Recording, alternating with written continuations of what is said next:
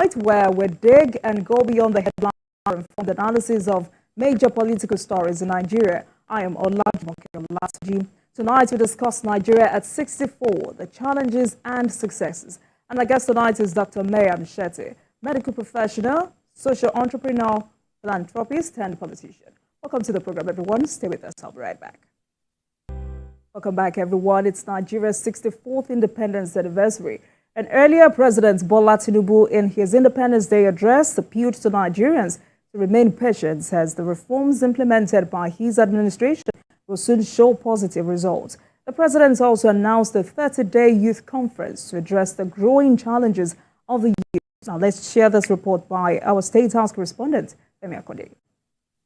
President Bola Tinubu's nationwide broadcast begins with an acknowledgement of the prevailing economic hardship in the country and an assurance that his administration is aware and working to alleviate the sufferings. Once again, I plead for your patience as the reforms we are implementing show positive signs, and we are beginning to see the light at the end of the tunnel.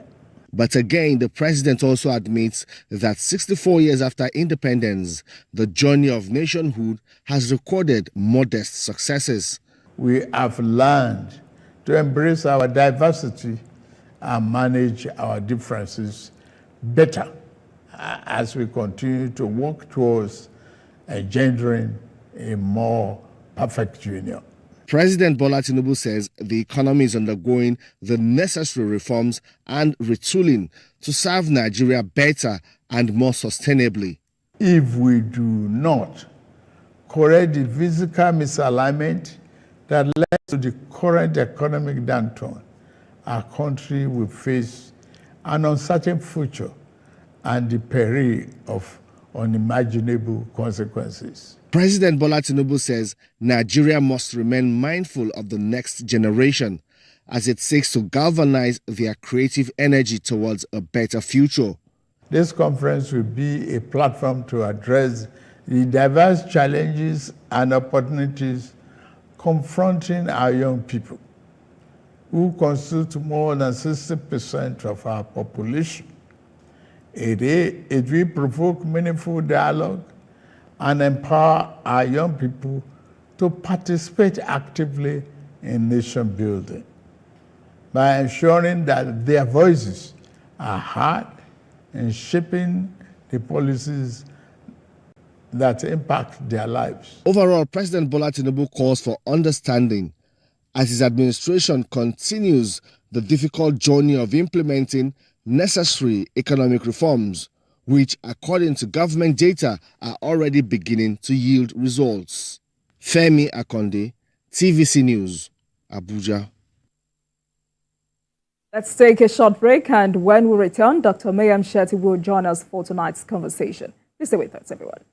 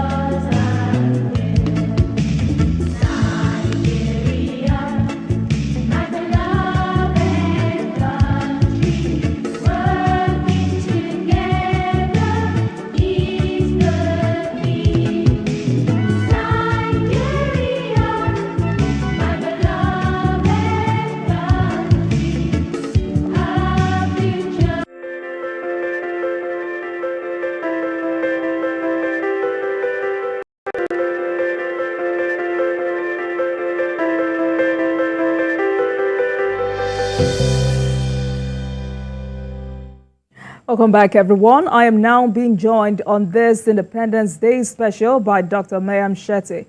She's a medical professional, social entrepreneur, and politician. Good evening to you, Dr. Shetty. Happy Independence Day to you, and thank you very much for coming on Politics Tonight. Good evening, Jumoke, and thank you for having me. Happy Independence. Right, so Nigeria is 64 years. How have we fared as a nation? And is there anything to celebrate?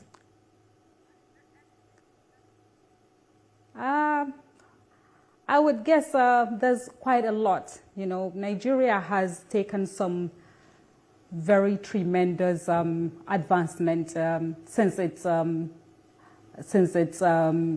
independence. You know, we got our independence from the colonial, from the British colonials in 1960, and I must say at that time there were lots of hurdles and tremendous challenges, especially with regard to our political system. Initially, it was the parliamentary system that we adopted, which proved to be quite cumbersome for a nation like us, and eventually we started democracy, and the biggest milestone we've covered in Nigeria is the democratic stability. It goes without saying that we have advanced democratically, and it's really critical to say that everyone anywhere would attest to the fact that there has been a tremendous political maturity witnessed within the span of these years since we started democracy in 1999. Also, you could see that there is also the peaceful power transitions that we have witnessed over the years, which also translates to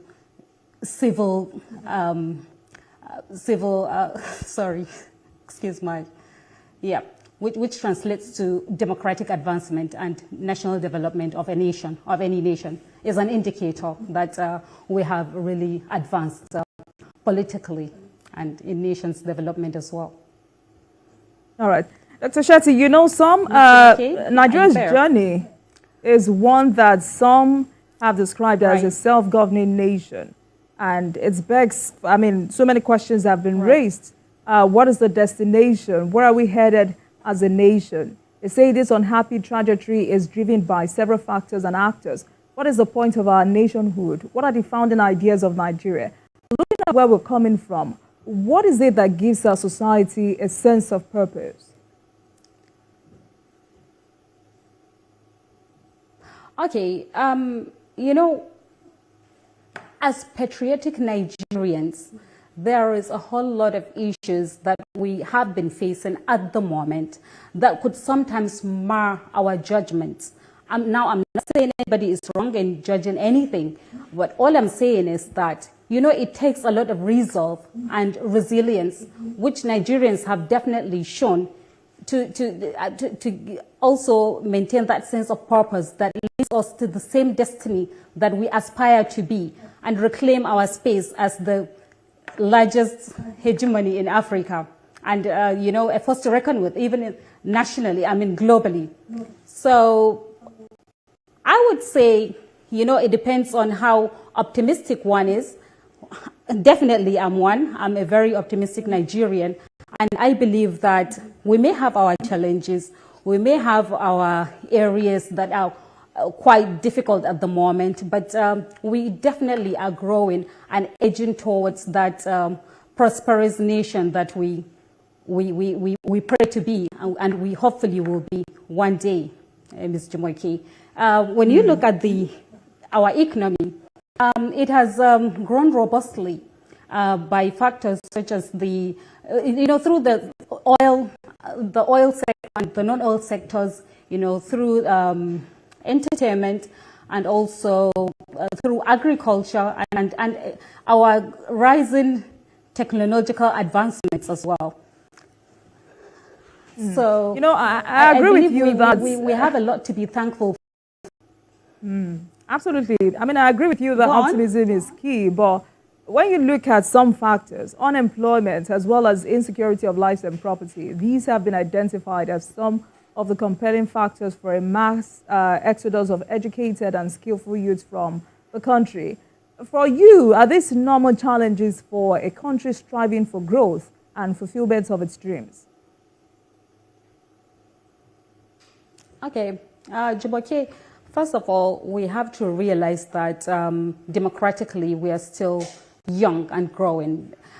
We cannot compare ourselves to countries like the United States that has been practicing democracy for the past 250 years, or even the United Kingdom that has been practicing democracy since the last 500 years. So we lost 25 years. And definitely the hurdles cannot be dismissed. But we are not doing badly, that's all I'm saying. When you mention security, to say we are stagnant, then that's a serious point to be scared about. But, you know, this present administration is taking a whole lot of leap to ensure that the issues of insecurity are being quashed. As you can see, there has been a lull in the recent activities of these insurgents and the bandits that we have had challenges with, especially in the northwestern part of the country. The government is definitely not folding its arms. It's not just watching by as these things happen, and I could tell that there's a improvement on that aspect. I'm not saying we don't have these issues, but I'm saying that there's a remarkable improvement in these aspects of insecurity. When you look at kidnapping, I think it has mellowed down, you know, and a lot is being done behind the scenes, you know, by the security operatives to ensure that these things are finally quashed once and forever. So when you look at I'm sure you know there are 25 years of... I'm sure you know there are those calling for a constitution change. For you, is this so much about a change of constitution, and if at all, or capacity and accountability to good governance, which comes first? Well, did you get my question? Frankly, I mean, come over again. Did you get my question, Dr. Shetty? I said there are those calling for a constitution change. So I'm asking you, is it so much about a change of constitution or capacity and accountability to good governance? Which comes first? I think it's both, you know, it's both. If there are people calling for a constitution, this is why we have the National Assembly, and this is why we voted for them, and that's their job, you know, and with the collaborative effort between them and the executive government, that's how these things could be properly addressed. So I'm in no position to say that we must go for a constitutional change, you know, and I would not go against it either. It depends on what Nigeria wants, and this is entirely a job of the National Assembly, I would say. But I mean, are you on the side of those who have said... That's why we voted for them. Perhaps you're on the side of those who have said, maybe our challenge isn't about the constitution, but the character and attitude of those who operate it. Do you agree that a change in the mindset and conduct of the country's leaders, even the well-crafted constitution, would fail to bring about the desired progress and stability? Oh, definitely. It has to be a collective effort that needs our energy and our total commitment to national development. You know, without that commitment, definitely whatever it is we want, we cannot see. I mean, you're absolutely right. We have to change from within. It has to be the mindset. We have to be more patriotic towards Nigeria. Nigeria is such a lovely country that has given us so much, and we need to nurture it. You know, for you to be able to gain anything back, you will have to nurture your nation first. You know, you have to love your nation, and then it flourishes. It's just like a plant, you know, if you water it a lot and you take care of it, expose it to the sunlight, that's the one that needs that, then it blossoms in no time, and the flowers sprouts and all of that.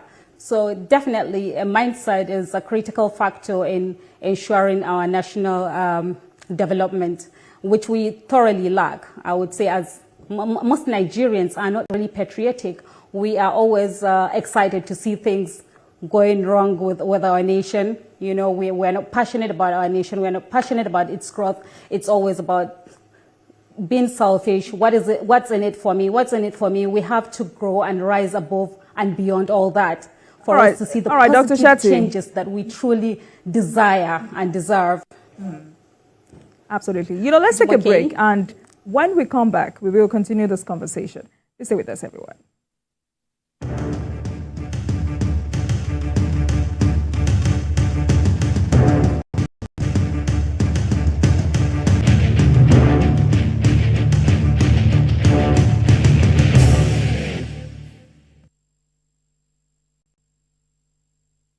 Back to Politics Tonight, everyone. I've been speaking with Dr. Mayam Shetty. She's a medical professional, social entrepreneur, philanthropist, and politician. She joins us tonight as we dissect Nigeria at 40, the challenges and successes.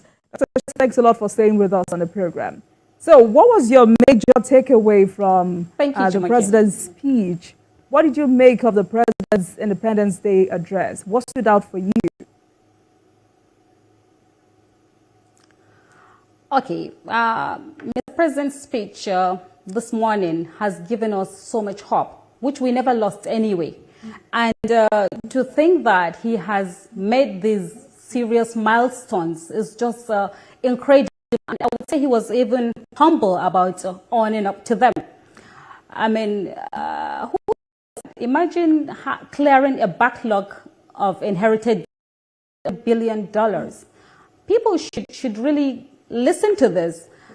It's a huge achievement in this administration, and it aligns with President Bola Ahmed Tinubu's renewed hope agenda that concerns itself with economic recovery. So obviously he's not joking about that. He went straight for the jugular. You know, yeah, the policies sometimes may not be people friendly. People complain, you know, of the prevailing issues of which he had not shied away from. That's another flower he should receive. I mean, I respect him for owning up to that. And, you know, nothing he has said is far away from what we are encountering at the moment. And he's not saying it's all rosy, but we could see that there are huge leaps that he has made as the president of this great nation. And he means well, and there are so many aspects, like the labor aspect as well. You know, they introduced the LEAP program that would see a serious rise in the labor sector. I'm also impressed by that. And what fascinates me more, Dr. Shetty, the president pleaded, let me come in here. You know, the president pleaded for the patience of Nigerians as we await the fruition of some of the policies embarked by his administration. But with the current state of the nation's economy, how much longer can Nigerians be patient when many cannot afford to eat and wait? Sorry, come again. It's a bit faint. Did you get my question? No, I did not. All right, so I said the president pleaded for the patience of Nigerians as we await the friction of some of the policies embarked by this administration. But with the current state of the nation's economy, Nigerians are asking how much longer can they be patient when many cannot afford to eat and wait? Well, that's a good question, and I'm glad you brought it up. You know, one of the major problems is that we are in a haste. You know, nothing good comes easy, and we need to have that patience because we have to think of the generations ahead. It's not just about us. Now, I'm not saying we are not going to benefit. We are not going to, you know, we are not going to gain from the policies he has introduced. But all I'm saying is that we need to be a little bit more patient and more patriotic, which comes with some level of compromise and sacrifices. You know, at the end of the day, I'm very optimistic. This is going to be a win-win situation, but we will need to come with a whole lot of our energy and serious commitment because we realize we have the same destination. And we share the same destiny. So we need to come collectively together and make sure we walk that walk to ensure that Nigeria reaches that promised land that we all wish for it to be. And it's not going to be for long. We are going to have a bumper harvest very soon, as you would notice. And you could see that there have been so many schemes that have been introduced, especially towards the vulnerable. There's a grant just for the vulnerable because of his Mr. President towards the inclusive growth. There's a grant for the widows. There's a grant for the disabled, you know, and that's quite compassionate. And at least if it does not solve the problem, it would somehow it will somehow calm the effect and cushion the effect, and you know, so that it doesn't bite too hard on vulnerable Nigerians. And then again, but on the issue of national unity, the president announced a 30-day national youth conference to discuss a number of critical issues. Is this the way forward? And how much will this national youth conference solve the many issues being encountered by young people? Okay, Ms. Jumoke, I'm sure you are aware that 60% of Nigeria's population consists of the youth. So, and they are our future leaders, and we need to start preparing them now. You know, we have to make such sacrifices for them. We have to get into their minds and carry them along and bring them closer. And there are several youths that we have in our midst that are quite ingenious, that have incredible ideas, that just needs nurturing, you know. They need to be listened to so that the government and the nation would be an all-inclusive one.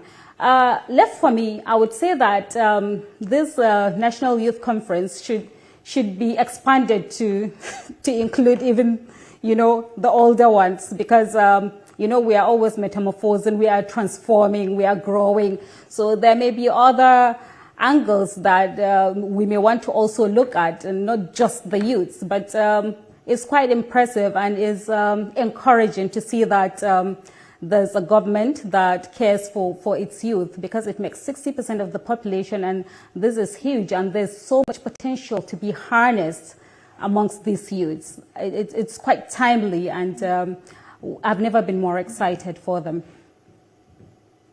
Absolutely. Sadly, we have to end this conversation here for tonight, but I'm sure we'll have another time to have a more robust conversation. Thank you so much for joining us this evening, Dr. Mayam Shetty, medical professional, social entrepreneur, philanthropist, and politician. Thank you so much for your time with us on Politics Tonight. Thank you. Have a lovely evening. Bye. And you too. Thank you. And thank you so much for watching, everyone. I mean, it's been a great day. And we hope that by October 1st, 2025, we would have, you know, gotten to a point where we can say, at least we're getting the Nigeria of a dream, a true federal republic where life is abundant, secure, and provides the atmosphere for everyone to reach his or her potential. The president has spoken. He has assured Nigerians that his administration is committed to finding sustainable solutions to alleviate the suffering of the citizens. And we're hopeful that the president and his team will be able to get Nigeria out of its present travails and make Nigerians proud of their country, just as he has promised. But it's also important that you and I contribute our best to building this nation. Thank you so much for watching, everyone.